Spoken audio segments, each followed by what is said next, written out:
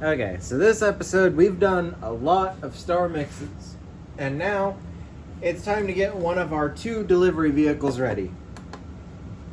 So, today's tutorial is going to be about how to make a nozzle mix and bulkhead mix for our black powder rockets. So we've got metal paint can from Home Depot. Of course, you throw shit around. Rip headphone users. It comes with a lid. That's what I tried to grab. So, we are going to take our scale in ounces, tare our weight. This can is lighter than my mixing bowl. I'm kind of surprised about that. So, here we have nozzle and bulkhead mix. Now, the bulkhead is going to be the top part that separates our header from the body. Our nozzle is going to be what separates the ground from our fuel. The nozzle is going to have a hole in it that needs to hold heat to push down. The bulkhead is going to be what stops the heat from setting off our rocket too early. So we're going to need about 4 ounces of paraffin wax, 30.5 ounces of clay, and 15.5 ounces of grog into the bucket. And now, do not take this lightly. We are going to put this in the oven, in the kitchen. Preheat it to 250 degrees. Nothing in this mix can explode. These are all inert ingredients. Paraffin wax can burn, but it needs like 700 degrees.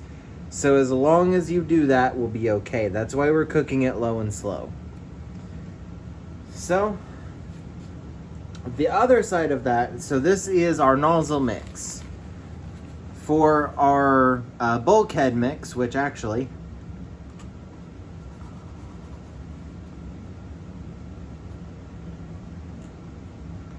did a stupid there, we're going to replace the grog in the recipe with clay. Now, there's a couple of misconceptions here to clear up right off the bat, and they're going to be kind of interesting. Clay does not come in the bricks that you're thinking of that artists use to make pottery or whatever. Our clay looks like this. It's bentonite clay. It is a very fine powder that we can use. So we are going to add this whole goddamn bag to this bucket.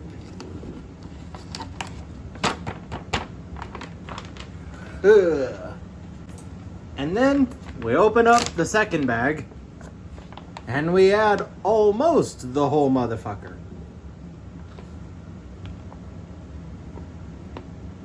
$30.5, here I come. Leroy! Fuck. I was close in my defense. Oh.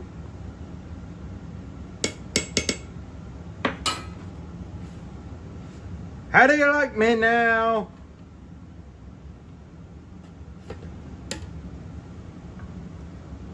Fuck you. You got me all happy and shit. Okay, we're going to call that good because fuck you. Now you may be asking yourself, what is grog? Grog is a delicious beverage invented by Old Grog, the British sailor. However, that is not the version we are using.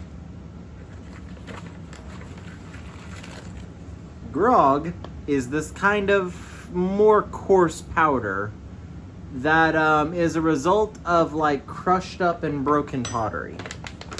So, I'm actually not going to be using this because I already have my nozzle mix ready. This entire jar is nozzle mix. We'll get there in a minute. I need bulkhead mix. So remember, the way to make bulkhead mix is replace the grog for clay. So I need another 15.5 ounces of clay. That's just shy of a pound. And don't be dumb like me and order an equal amount of grog and clay, because that's not going to go the way you think it is.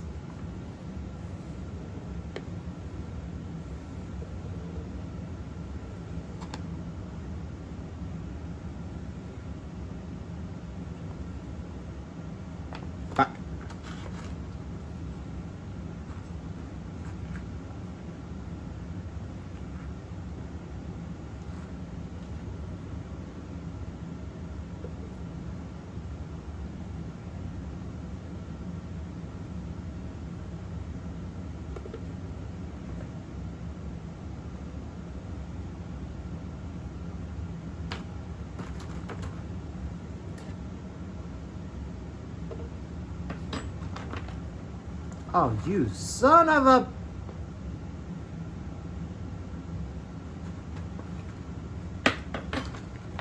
There we go. So now that we have almost 3 pounds of clay in here,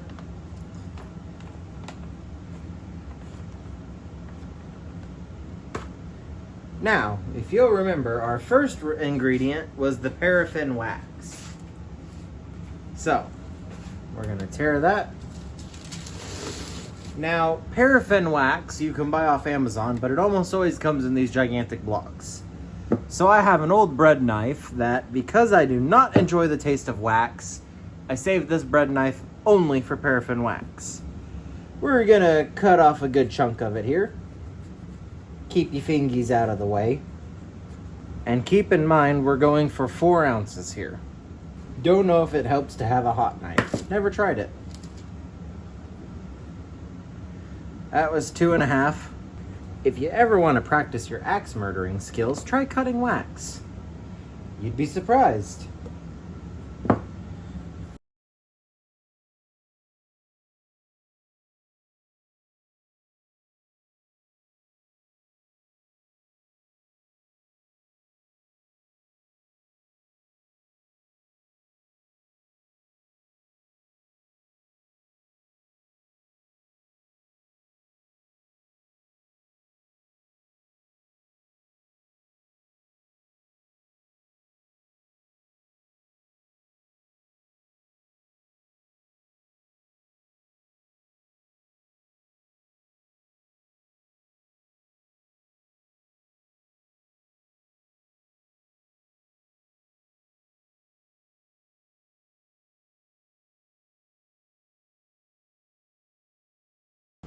There we go.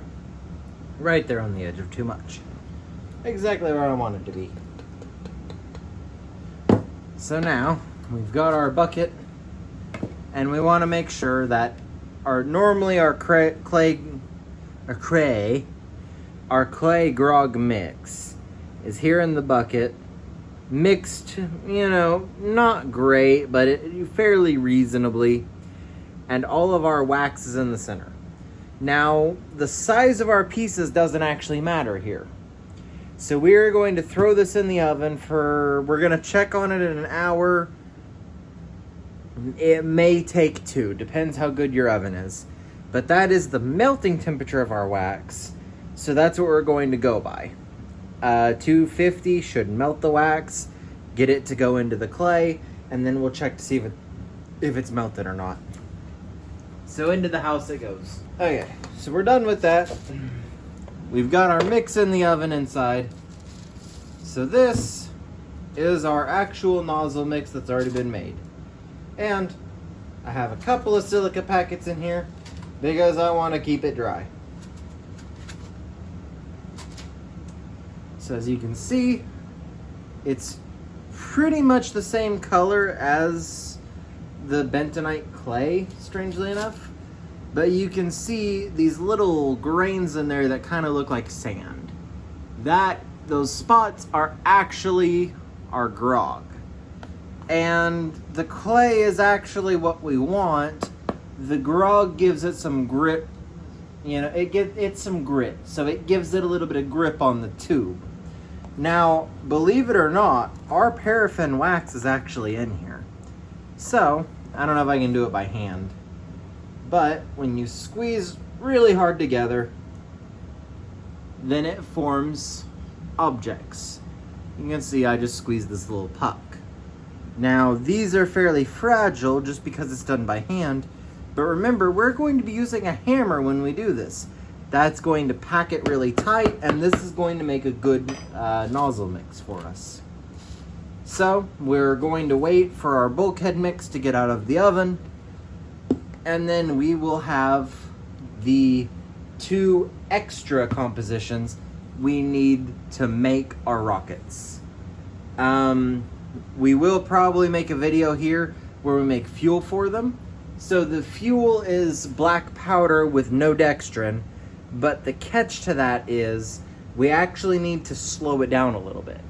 Remember, we can control burn speed using the composition or the grain size. In our fireworks, we generally use the grain size to control the burn rate, but here that's not an option because it's all going to be packed down. So the way we have to slow it down is by using a mixture of charcoal, either coarser charcoal or more charcoal, to slow down the reaction, or to use more potassium nitrate to speed up the reaction. The amount of sulfur here stays pretty consistent. So we will probably actually make a video where we mix up a batch of our rocket fuel. Now, because I am actually making 1 pound rockets, I found that I need about 10% more charcoal, but again, that is my homemade charcoal. That is made out of white pine, and white pine burns very fast. So your results may vary here. The only way to know for sure is to actually test. Ew. And when you put your nozzle mix in the oven, just set the lid on top. We're not gonna tighten it, we're not gonna seal it, we're just gonna rest it on top.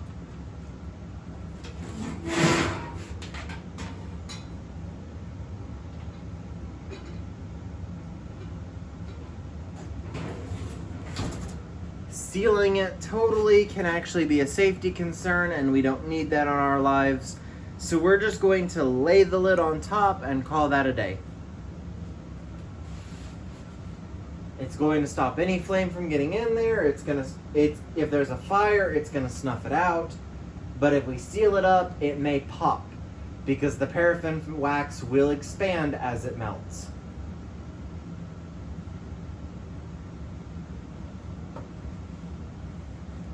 So, while we're waiting on that to cook, essentially, you will need to prepare your tubes. Now, the easiest way is to take a disposable paint tray. You can get these from Home Depot.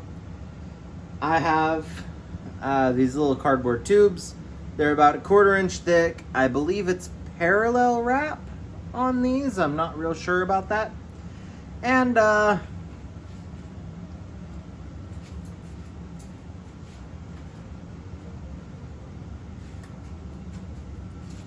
if you're like me and using skylighter tooling, then you'll need the same tubes. They're 1/4 inch thick by about 7.5 long.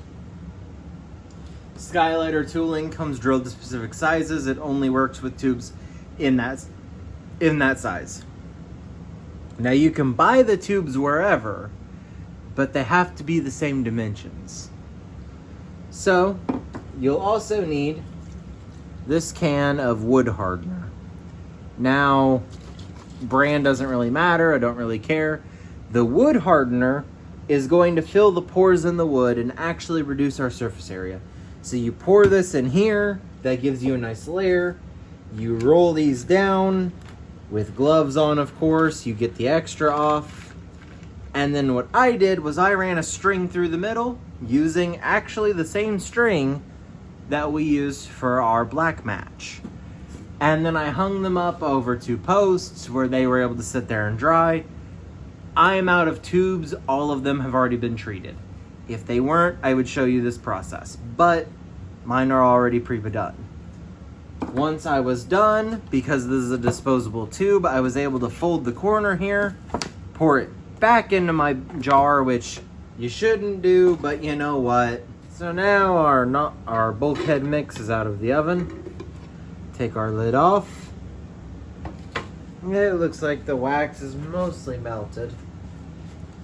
So you'll only ever grab that can one time while not wearing protection. So we'll take a little paint stick.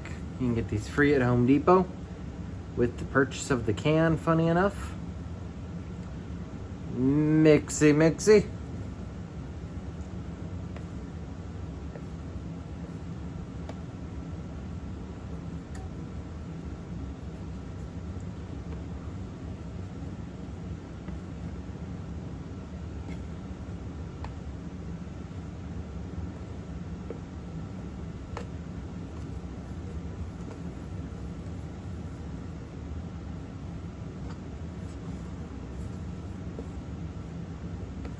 There's still big chunks of it in there, so I'm actually going to throw it back in the oven at 250 again for another 30 minutes. Hopefully that will get the rest of the wax. Okay, so we got it out of the oven. Looks like it's all good and melted in there. So, these paint sticks are actually pretty useful for this just because of how long they are. You don't have to worry about accidentally touching the side of the damn can, which would feel great. So make sure you're getting all the way down to the bottom. And remember, this can is in fact about the boiling point of water. So, yeah, wear some sort of glove, use an oven mitt, use a rag. Take your pick there. Dealer's choice. Do not recommend the latex gloves. You make that mistake exactly once, and then you don't forget.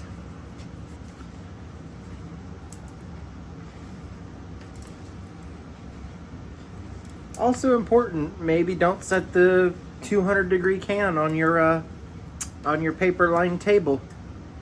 Not without it sitting on something. So it looks like our wax is pretty good and melted. I'm not seeing any big chunks of unmelted wax. Now, there's a few clumps, but whenever I'm hitting them, they're breaking up, so that's probably just the clay functioning as intended. So, I think I've gotten most of this broken up off the bottom. So I'm going to put it through our screen, getting any of the bigger clumps out of there. And so the goal here is with grog, you do get varying sizes. There's really not a standard for how thick it needs to be. So by screening it, if there's any big pieces that could cause damage to our tooling or that will get in the way, then this is the chance where we'll get it out. If there's any big clumps of wax in there that haven't melted, this is a good chance where we'll see them and we'll know. That, and it's gonna help mix it.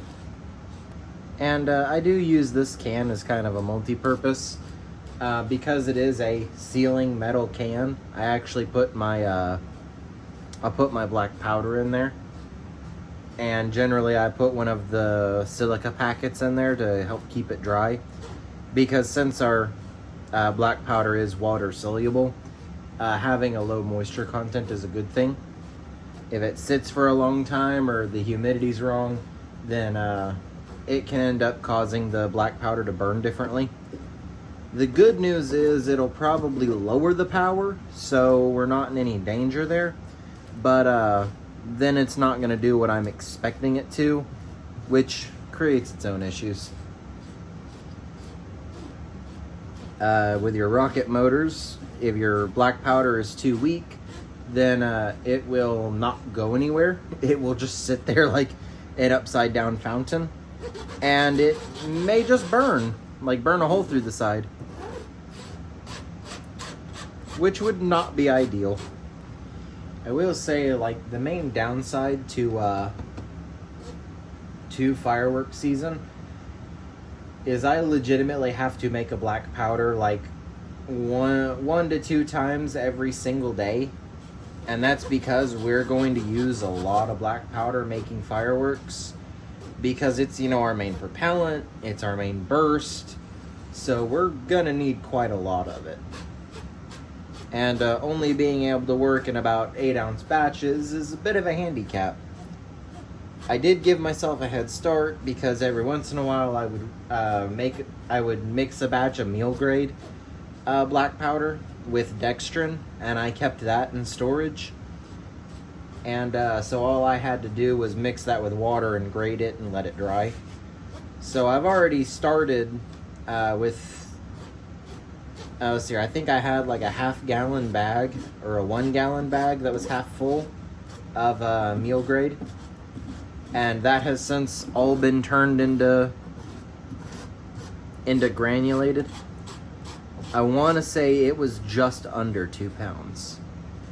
So 2 pounds, about 32 ounces. One artillery shell uses about 2 1/4 ounces. So what, we can get we can do 8 shells roughly per pound. And that's just making shells. That's not including like rockets or anything like that. The upshot to that is upshot. I'm sure that counts as a pun. I may actually dial back my lift charge because my lift charge was 1 1/4 ounces and my burst charge was just 1. I'm pretty happy with the burst charge, and I don't think raising it's going to help because when we seal up our firework or artillery shell, it's just a plastic shell. So if you put 1 ounce of black powder in there, or you put 5, then the shell is still going to break at the same point.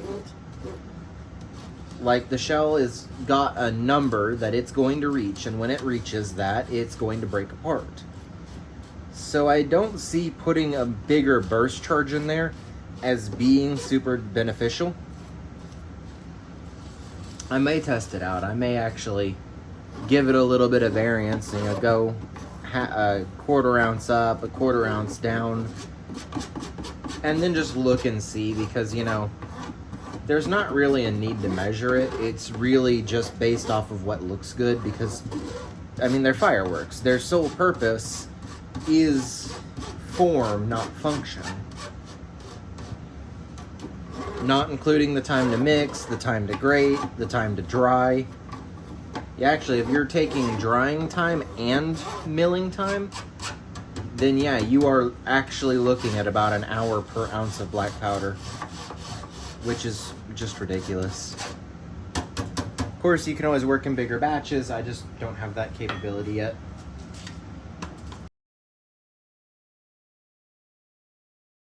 So all of this is bigger stuff. It's gonna get thrown out. It is inert. It can just go in the trash. I'm not worried about sand making a fire. Obviously, I'm using foil. You could actually use parchment paper instead of wax paper. The wax paper could possibly melt, so probably not a good idea.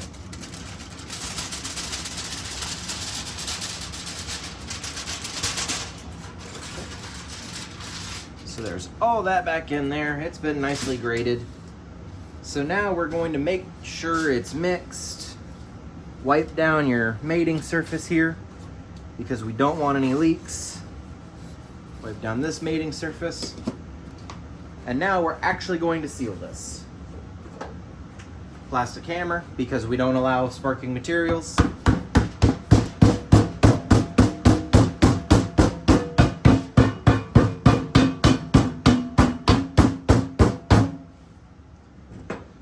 Test it before I go do something stupid. Okay, it is sealed. So now shake it and keep it sexy. Make sure it's good and mixed.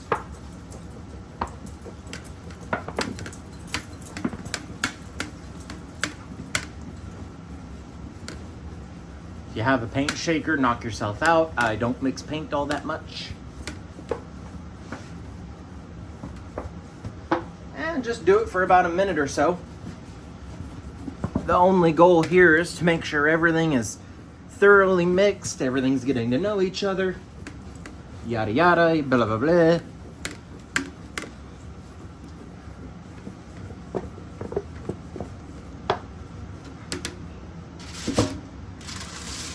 So that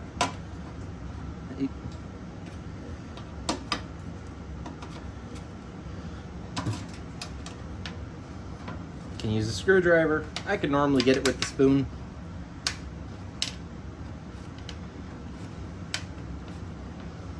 I may need a screwdriver.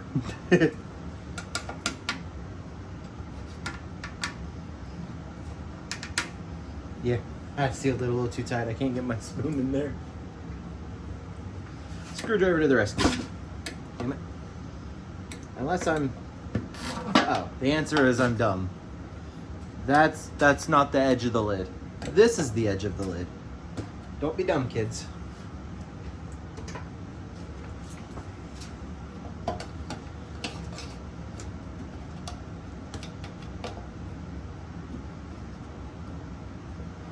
Like a fucking T-Rex. If you don't move, I won't see you.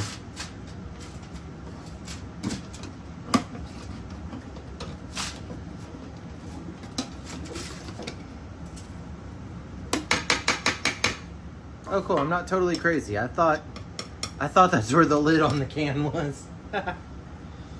So this needs to cool. Once it's cold, we can transfer into a more permanent container where it'll sit.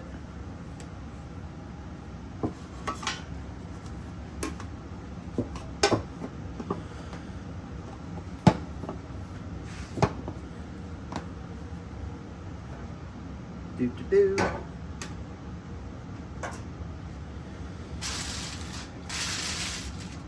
And so now we are doing good. And once that's cooled, then we'll be ready while that's cooling, we're gonna go ahead and mix some fuel that'll actually be in the rocket motors. So we've got the bulkhead, we've got the nozzle, now we just need the fuel, and then our rocket motors will be done. So remember those dowels you seen? So I've got one of them here. You can see pretty rough cut on the end. I don't actually need these anymore.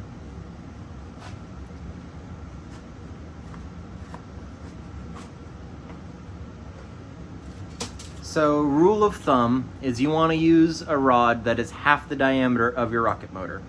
Our rocket motors measure 3/4 of an inch diameter. Half of 3/4 is 3/8. These are 3/8 sticks. You buy them in Home Depot. They come in about 6-foot sections. I've cut them in half. And then I've got them wrapped with the foil tape to help fireproof them. So you can see here, very poor wrapping job. This does make them shiny, look more like a firework, because fireworks are all about looking pretty. So you can use one of these. You will need about half of it because we have to weigh it where it balances well. So we may end up changing the size of our sticks, maybe not. We shall see when we get there. So I'm going to clean the table, I'm going to get the stuff out to make the fuel, and then we'll end up making our what we'll use as fuel in the rocket.